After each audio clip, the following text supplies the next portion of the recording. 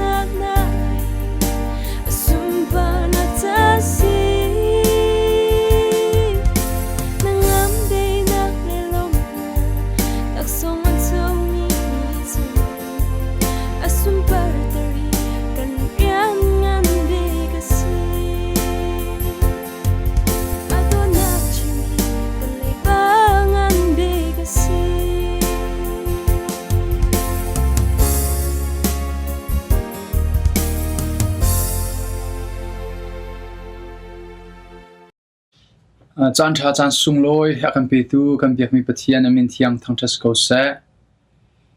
he ka hin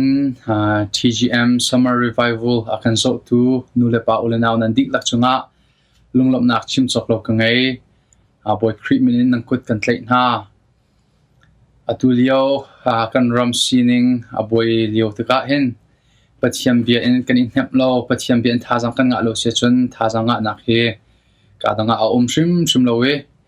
alai in kan ram min ha chu ke le or le mai le nu le in rai le ral ne kul mi nan siteka kan thacham nak in kan in theina kan khro nak zonga nan peng kan lungthina nan champeng ko ti mi zong he masabi ka ban chim gudu e cholong stawin tunai solo akan sakpiak tu yang chintial chungzonga kanilom tok ala sakmi kan nakarin atuan ala sakmi ni pakhat chiaw kan na thazang akan peklai ti zum nak ka ngai kan ram kong sining he pet lai in ke he khotam pi ka ro e la chu ka ro mi chu zeda si ti sia chon o boy pani hin kan ram hin zeda kren chon adu ko hernak mi nak chung kan tik chonga hin boy pa kan sin ko ting hatar akan du cholong slow in mi nak chung kan peng lai lo nak chung hi akan hatar than du ko ti he ka ro e cholong slow in pathian laya fak do in thuk do in ama le shim chama kan imer thani kar kan han than e betak te in ama din nak kol masa in kar thami mi phun kan sinak tin sa ahin boy pa ani fak nga in akan au nak song asi ti he karo nak chu si e tu leo le bang cho ke pum pe ma pum pak in ka ngai chia ka thazang ke avan der ngai kalung thin he avan zo ngai kanam kong he petla in ka van ro ti ka hin chu cha chun social media Facebook tin hala dang dang zong he tu leo cho ka van delete leo si e Thawngtha ka chimpa bu in hen pathian maya kun in thacham nak in chan ka man leo si ti mi zong he van chim ka du e kan ram le kan mi phun kan hoi dot na cholewa jong in adang dang jong in kan si kho tok ten kan izom ko siman se lo an the bantukin kan chole kan vale minung le e thazang kan chho mi cho nan iza shim la lo di riam te jong in kan in pe kho phun halo tiga kan ma li la he kan nge chia kan si wang siman se lo se jong VIALTE to kho tu akan chan chho kho tu kan lungthina thazang tatak pe kho tu hernak chung in luat nak tatak pe kho tu pathian sin e kan kun mi he khabantuk chole wale dang dang nak man in asung loi de ro ti thin ka ro e azai si mana kan mi phun hoi dot na thacham nak in kan in phiut na lo boy pa bo chan bu te in din nak rak tan ulo boy pa bo chan bu te in ra ring te in le ra tha te in rak ko thau lo pakhat ibom chan in pakhat pathian mai kun in thazang ipek in kar thang tin house si ti mi he van chim kadu mi chu se tu leo kan revival chunga he da ka chim lai ti he karot e kem apum pa sanga study ka to e siman se lo kalunga hin pakhat bible chang ti long he o me jingfa te ka tho a hin atu leo kan ram sining volei sining ka zau te ka akarel mi bible chang asi e ze ronda chu kalung thina cham khun ti jong cho kan van chim te lai e chu sam som kwa he se sam som kwa he Moses thasam nak asi e Moses ne boy pa ni Moses cho Israel mi phun chan chho tu dinga athim la kum sao pi ram char chunge antlang le nuwa Moses athi lai te I athasam nak asi ti he Bible film thiam thane an chimi si e chu te chu kalunga acham khun le kalung acham khun nak arwang cho rel nak hlei ni te hen si e the real nak thin hi chu zida artial decision kan nak hi zeitluk in da atoi ti kha kan hal ter lo chu ti chun kan film do lai kan nak hi zeitluk in da atoi ti kha kan hal ter lo chu ti chun kan film do lai ti chu te chu tu leo kan nak tu leo kan ram sin kan lai mi kan di lakin chu bible sang te chu kan lung chung te hen isian house lo kan nak atoi ning kan nak hi zeitluk in da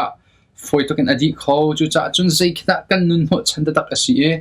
zai khida kan nun nak a abe pi bi ka kan che ok asi e kan badoi ding asi ti mi khua akarot ter tu si cha chute cho ka hen thazang pe kan du mi ha chu si toi ten thla ka man cham ta lai hallelujah boy pa na min thiang tham tas ko se atu summer revival program zong tlamtling te in boy pam thian asam tokin tu zan tiang na kan umpilam na kan throi cha kan ilomi boy pa tu zan in a bia kan shimlai ding mi zong he angai tu chim tu kan ti lak cha thazang thar nang mali kar thana ka bom tu tha nang ma he kan pe thlai na ka factor un pe akan thlai na ka thazang kan pe tu le boy pa khwa kan ro na ka zong akan thlen tu asi kho na ring cha tu zan kan shimmi bia he nang ma tu ni kho nak film na ra kan pe lo chol han du nak lung chin le to kho nak thon nak hi ra kan pe sham ko ti in kan nun nak nu ka tian so apin lung lop nak he jisu krimin than chon pa kam tian amen tu zan cho ka hen thut bu bak in kavan chim arwang cho ke kha camera ka ngai lo ka computer long in video company zai kho te ka ke call ton cho ma bu in tu Thawngtha ka chim lio si le camera ka ngai lo te ka laptop in khan video ka zai a hawi ma kha cha boi chung a khan chia haw cha velo dir bu khan chon velo azo aram do lo cha khan thut bu te in kavan chim na ka si chu zong cho nan ven ka thek thiam nak lai boy creep min kan som na kan ha chet leo te in hin an kan halmi tu zan zong avan rot than si ti ka du mi chu zai da si di sia chon thai zinga kin ka thi lai ti khe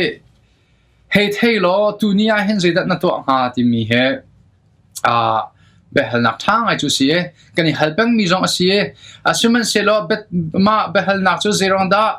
chatin kan ro lo zerong da chu behal nak chu ke kan hei pizza so chapo men men en ta chun naka nai den khem kan naka han kan na pa te kan hale thai zinga hen thi lo zai da na to lai tu nia hen kan ti chapo ban tu ken barbecue ke la atila kan ni di aman thai zinga kin kan thilai ti cho a thai mino han isu kan hei ro kho lo cha thai jin chu ka mu kho lai do ho ti khe kan lungkil thi ti in ken kan ro ti ka ken kha be hal na kha je kan ti lai betak ti in kan rot lo we cha po ban tuk men in ken a phi kan kol la kan chim ton na khe se nan suman se lo tu ni chana hin chu be hal nak te chu van in hal than haning lo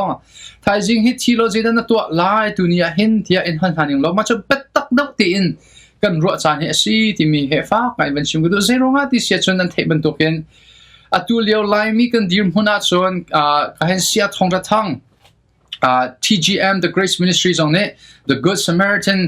award te kan pe ke ani he atu leo kan ma chu achol chang pak mi mi chan chwa tu dinga hi kan ram mui nak chu kan num leo wi pata te in kar thang akan bom chan tu akan chan chwa tu kan lai pasal tha pakhat asi te ka ro amani ati mi cho volei chung kanun chunga lai mi tuan bi a chun atulio he kan mui big chan si tia avanti de so aman ta kan bo chan mi kan pa le kan bo chan mi kan u le kan naw le tam tuk chikhat te lowa hen anun nak aliam te ka jing fatin te Facebook ka wa hen hoda thi lai ti mi bo in hen kau asilio wi dim huna kan dir te ka hen chu be hal nak te cho chapo in rot lawen batak in hin kani ro ding he abebi tuk mi cho se le kan sam som kwa songa hen Moses atla sam nak sunga ka ban hu mi cho zai tuken da pathian hi alian ngan ti mi kan mo bo boy pare na pokata nang ma chu ki in na sizung za ti ati Moses ni afiang mi cho kha atla cham ni in achwa ni in kha atla cham ni tiang he boy pa kilve nak boy pa fu phet nak thong in anun kho mi khe fiang tin ai mo chulong slow in Moses ram char chunga num liwa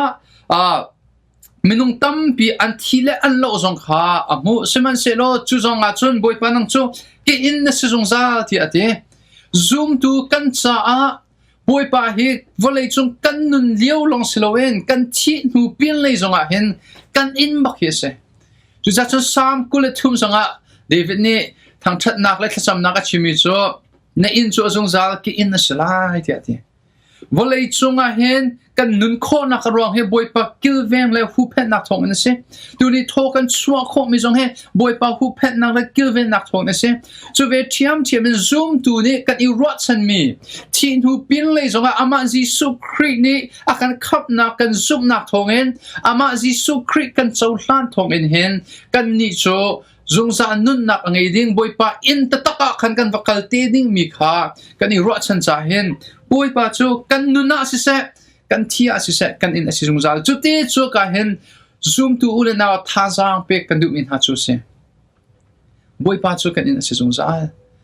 ตัวนี้ที่ยังกันนุนขบมีบอยปัจทองนั่นสิกันที่นี่จงที่บอยปัจนี่กันรีอักเขียดีจังที่สามจงอากันหุบบันตุกินข้าบอยปัจรีอักเขียมีนี่กันวันพันเอกันที่จงอากันขับตัววันเลยจงกันนุนเลี้ยวอากันหุบเห็นตัวป้าอินักกันกันเชี่ยมไรที่กันเห็นสุดท้ายนี่ส่วนเกี่ยวฝากปีอินจัดดิ้งกันสิเดียวว่าฝากปีอินไงเช็ดดิ้งลุงรัฐดิ้งกันสิเดียวว่าท่าจางอากาศเปียกนักจุดเสียจุดท้องท่าเตจุดเสียกันเลยก็ปากเลยกันเอาฮะ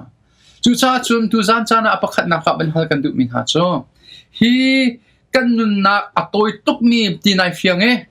ไทยจิงฮีอัมูเราดิ้งมีบรรทุกนายรถที่กาเห็นตัวนี้อาศัยได้นายรถมาสบิกดิ้งซีดิเสียจนที่นูปินเลยอะคุยกันนักไล่ยิสุคริสต์วอลเลยจงอารักจุมเตกะเห็นฮีวอลเลยอะดูดิมเตอินเล่ฮีวอลเลยอะนวมเตอินนุนดิ้งอินเห็นอาการขับนักอมรูอาศัยชิมลาวอาการขับนักอมรูโจที่นูปินเลยจงซานุนนักวังไอดิ้งเล่จูจงซานุนนักนุนฮีกันขวดต้นนักวอลเลยลักเตอร์ดิ้งอินขับมีกันสินักเฮฟียงตกอินจิสุนี่เห็นอาการชนเปียกมีเสียจุลักจนอาการชนเปียกมีลักถ้าจังกังไงมีไบเบิลจะจังไบเบิลเบนเบียจิสุนี่เบนเบียชิมีลาซารุเล่มิรุมปาของข้าเสียมิรุมปาจูอารุมวลเลยไอนวมสมันเสละเฮลัตลาลาซารุจูมิซีฟากเสมิโซอาเสวลเลยไอนวมชิมเราสมันเสลออับราฮัมตังเนี่ยมาขันอากายพันนั้นชิมฟานอาขันอากายที่ก็จิสุนี่ขันรารินนับไปกันดูมิโซวลเลยในนวมตุกเกาจุงที่หูปินนักพินหูปินเลยลำนักสวดอาเซียจอนนั่นวลเลยจุงนั่นนุนนักเฮฮาราชิมโลที่มีเฮอาการชนเปียกดูมิโซเสียลาซารุโจวลเลยเฮฮาร์ซาเอ็มนอักลตักสมันเสลอวันมินิส่งลอยตุกินอันดอนมิรุมปาโจวลเลยเฮส่งลอยตุกินอักลตักสมันเสลอโคชิอานีอันดอนวันรัตมันเอาเสมาเตโซวลเลยเฮมิรุมปานิจนส่งลอยตุกินอักลตักร็อกวินักท่าทานตัวเปียกไหลมิรุมปาโจอาศินิงอากองลำท่าตุกินอันชิมไหลสมันเสลออาทิตย์นูปินเลยเห็นส่งลอยตินวันมินิดองโลเวนฮาร์สัตนักรำฮาร์สัตนักมุนเลมาจ้าไอชามนักฮัจังเรียนนักมุนมากัลดิงินโคเชียนีอันตันสุดท้ายเจด้าอับปีดาวกันนุนนักอัตโอยตุกที่กันหัดเสียชนอัตโอยตุกมีกันนุนนักเฮเจตินดากันกัลตักไลที่มีนักเอ็นอาสาวตุกมีที่หูปินเลยนุนนักตัวเห็นคุยกันนักกัลไลที่มีข้อกันรัวดิ่งเฮอเบปีตักจุกกันมาลองสลาเวนก็เห็นกันนูเลกันนาวกันชุงคาร์ดีลักินจุกคำนักตักโจคลวกอีเป็ดมีเมนสลาเวนนุนนักตักอินอาจารย์หางมีกันสมอที่มีเบลนักเฮฝากง่ายอินวันชิมกระดูเกย์วันที่ทุ่มเจมันจัดเฮซิจุงอากาศจังเฮซิจุงอากาศมีที่อาทิไลดิ้งมีปอลเฮเบียกันนี่รัวติกาเห็นสิจงวิลเตะชาเตโคลาที่กระชิมงมเราอารมณ์โจคำพลาที่สาวดิ้งเตะด็อกเตอร์นี่อันตีติกาขันคำบรรทุกอันเรามีรัชนักเปียกเต็นทักข้ามีสโลเวสมันสิโลท่าจังกับเปียกนั่นจะข้าก็ไทยจิงกิบตูไฟเซอร์นัดุงไลมอที่ไอเฟียงวักโลเดบัตตะกระชิมท่าสมันสิโลครีนซูมาจอนนั่งจูนัดทีมพนักนั่นนุ่งไหลนั่งจูอามาครีโททันนะคะนัดโททันเวลาจู่ๆอัศงลอยบิกมีจูเสมุ่ยนักชงกันไทยจิงอามาขันอาศิโลเลียวะกันอินเทปนักท่าบิกจู mai lei thazing cho thate ko lai do ho ti khi slowen kan in hem na thabik cho okay volei cho hin nakal ta zonga create na ngai sia chon volei nakal tak mi nakin asung loi do mi rama hin ama jisu he na lai ama jisu nan tlong nang tilai ti mi he hem na vi thelaga athabik mi hem na ka si ti mi he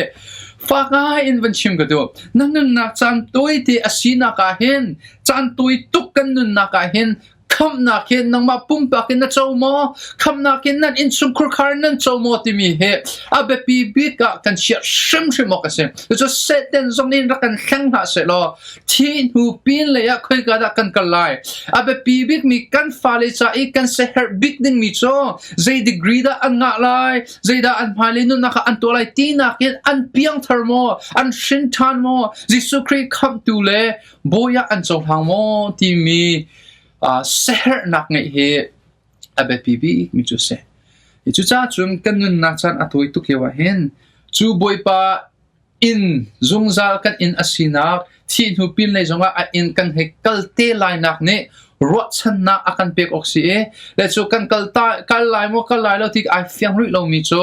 tu zan chana hen boipa jisu treatment in wan som kan du kon ha jisu Christ kham tu le boya chaw lang nang ma thiu thato na kha pakhaman rin o atlak lo je kam lo ama ni an to pek mi kharin song lo ama khi anun nak rakpe sang ding in jisu krimin ban som kan du na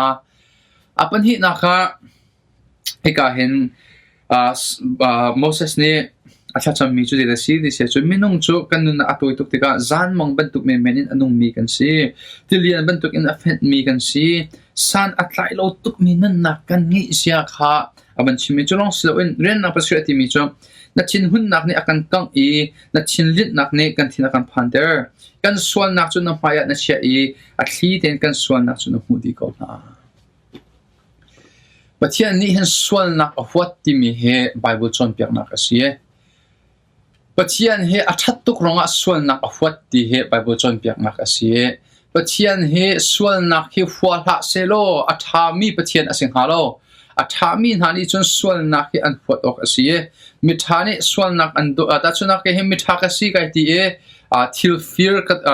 tlek chan li chim ka tlek chan se chun mitha ka selo ti nak se khaban du swal nak ka phot nak rong a mitha ka si nak ha velo alange chu ve chiam chemi pathian he atha tuk cha swal nak ka phot te kan Moses ne ti mi cho kan ni kan swal nak ni na thin hun nak alin tere na thin hun nak he kan chunga atlunge ti ati lama happy tlain kan nun nak hi atoi tuk cha hin khap nak acho changmi kan sia chon apan hi naka thaizinga athi ding tiu silo dunya kho kan ro ning mi cho boy pa cha hin zai thil thada ka to lai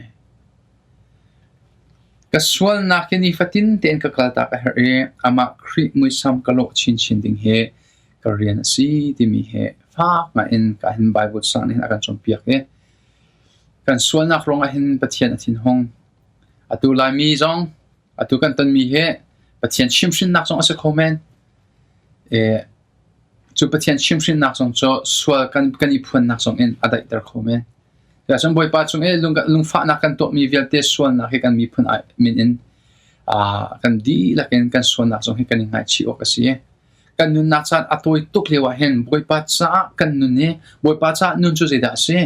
ama adot mi dot ama adu ning in nun ama ahwat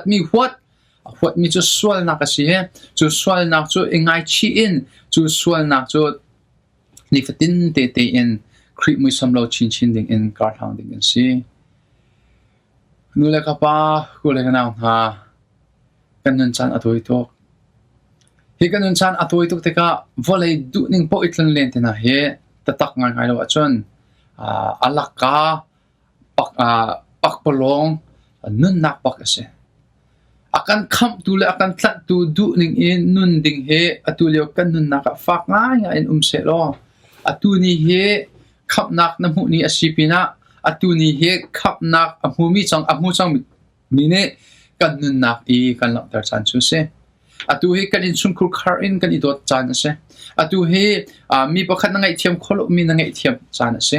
atu he swal na kan te kholo mi kan te chan ase chu sa chun hi poi pa ne akan hi valley creek foul sorry lai mi kan ton mi ni hen oh boi pa du ning pe kar kan hana how hi ti mi akan khat ter tu ding zong asi ti mi he fak ngai in ben chim ka do kanu la ka pa gule kana ha valley chu ma hi skawe kan chim pang nan kan mani kan ton han lo chu if yang ta tak he selo asa khoton lo sema selo tu lai mi ni kan ton ta tak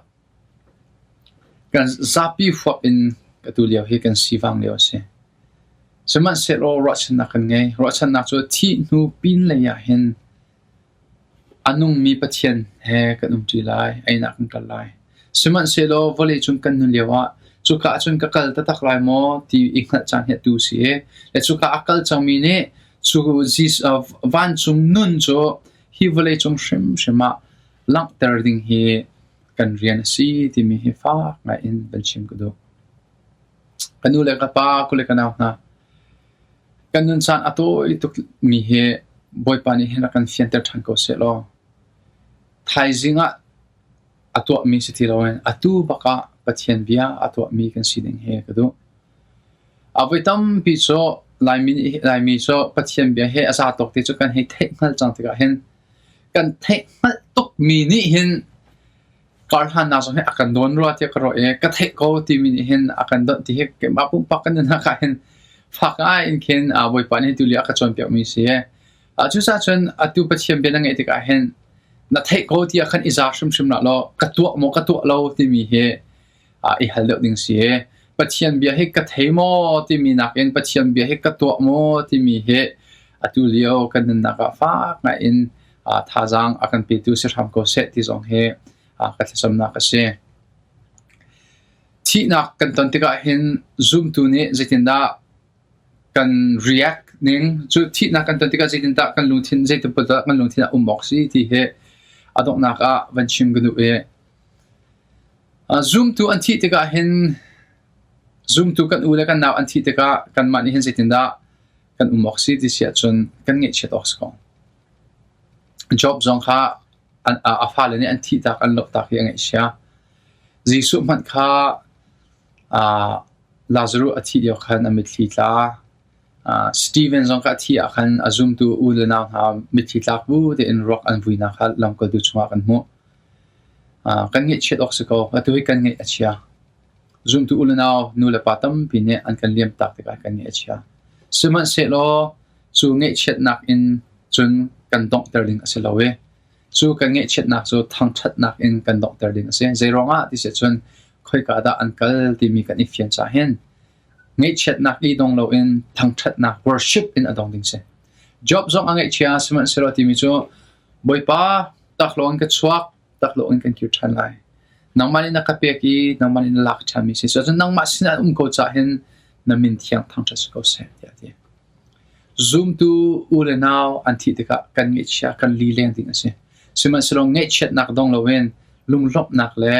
thang that nak tukin adong ding se zeronga ti se chun a hun lo mi du thlin lo nak valeya hen an ti lo siman se lo lung lop nak in a khat mi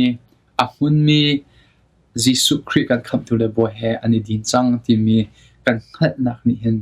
lung lop na ka kan pe ko ka si zaheda kalo terti sia chun an fanu he pasal ngai ding si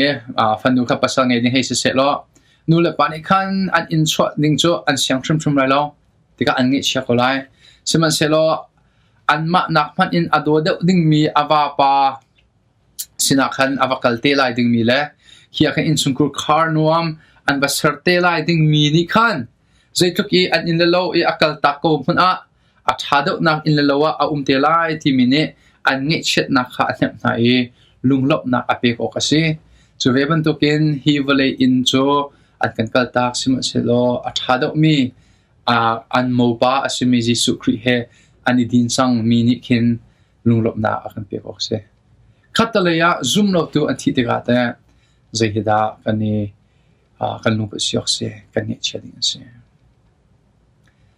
zoom lo tu an thi te ga chun